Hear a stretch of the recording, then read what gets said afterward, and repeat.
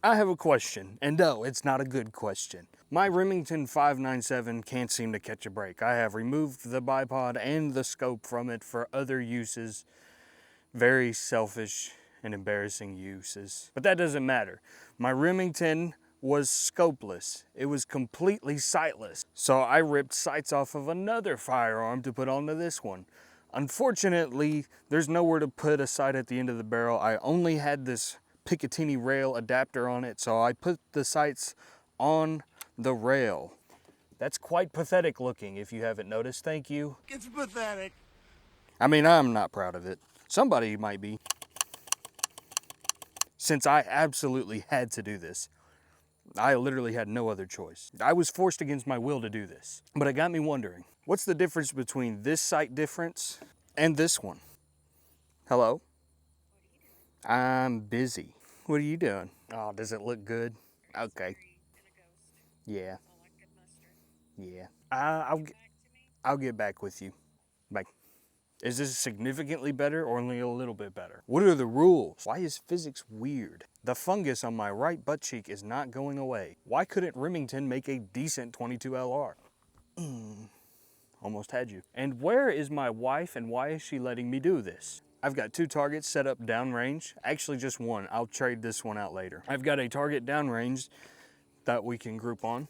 First off, we're gonna load the 597 and see what we can do, and then compare it to the 1022 with the longer sight picture and see how much better is it really. So for starters, I'm only gonna do 5 rounds.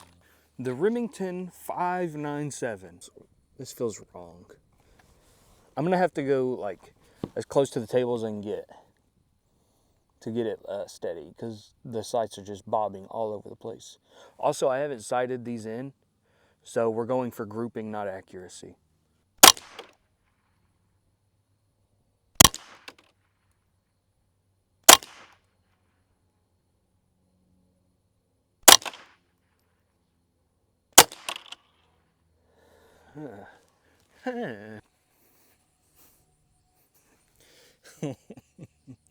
We got one, baby.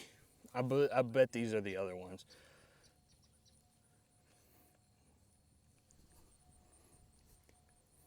Nine inches. Yeah, that kind of blew. That really blew. That sucked. Yes, it's oversized. I know. No, I'm not compensating.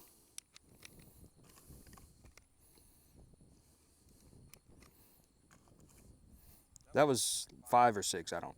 It doesn't matter. You know, I get these thoughts in my head where I stop thinking about other things that I need to be thinking of and think of that thing instead, and I lose count of things.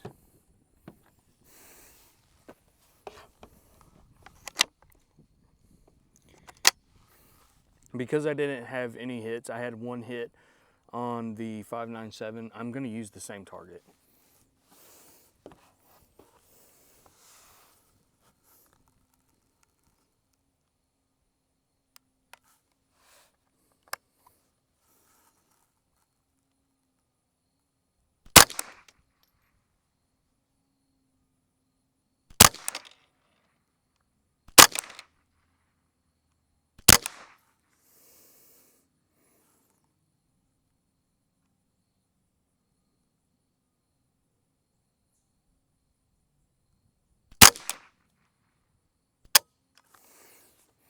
Muy bien.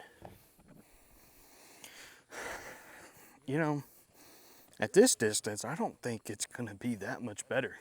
This is, I can't remember if it's 25 or 30 yards off, so I might have to move in.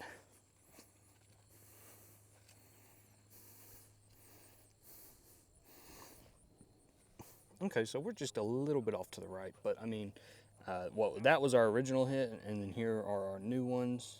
I think that might be one. Maybe that one too.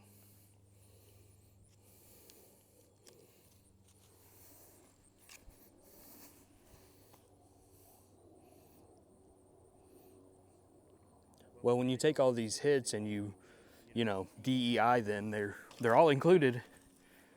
They're all grouped together. What, you think I can afford a stapler in this economy? That's the wrong way, dumbass.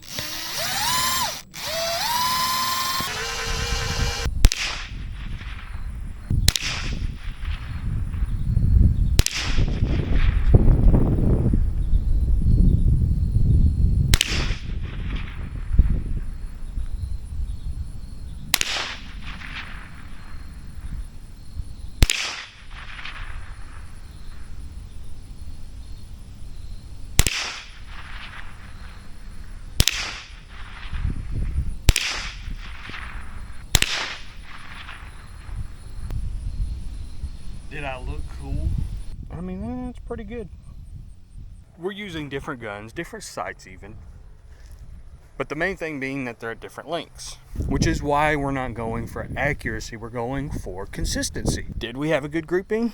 Out of both, yes, but especially the 1022. The 1022 is also a smoother shooting gun. Even though it has a slightly higher recoil, it's still better shooting. Specifically that model is super light, but the main thing being that the sights are a little bit further apart. Although it is a slightly better gun, the 5.97 isn't that far behind it. Having different sights on it makes a difference. However, it only works if you're target shooting. Now, if I was going like squirrel or bird hunting with the 5.97 with those sights at that distance, I ain't gonna be hitting much. And that's assuming you did go ahead and you sighted it in before you took it out, you know.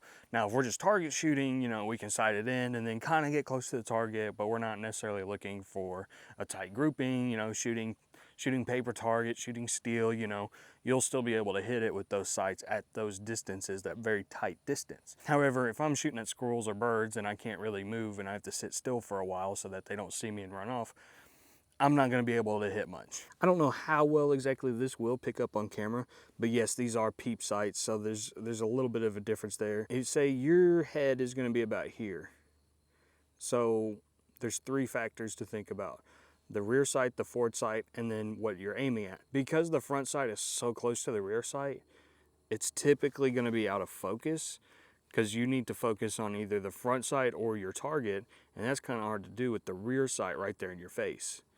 So something is going to be out of focus with your vision. I don't know if you can see it on camera that well. But the thing is when you're aiming down these sights, you're focused on either the front sight or the target, and one of the two is always going to be out of focus just because of how close to the rear sight you are. There's a big ass spider on my arm. But hopefully now you might understand why it is so important to have your sights spaced out a little bit further than 2 inches. Also, my sources are, trust me bro, I'm here doing it, so you don't really have a choice until you try it. But either way, I hope you guys enjoyed. You probably didn't, but I hope you did. And I hope you'll consider subscribing and staying for the next video. I'm trying to get a little better at uploading more consistently, but if not, I understand. I'll just be hurt emotionally. Okay, have a good day.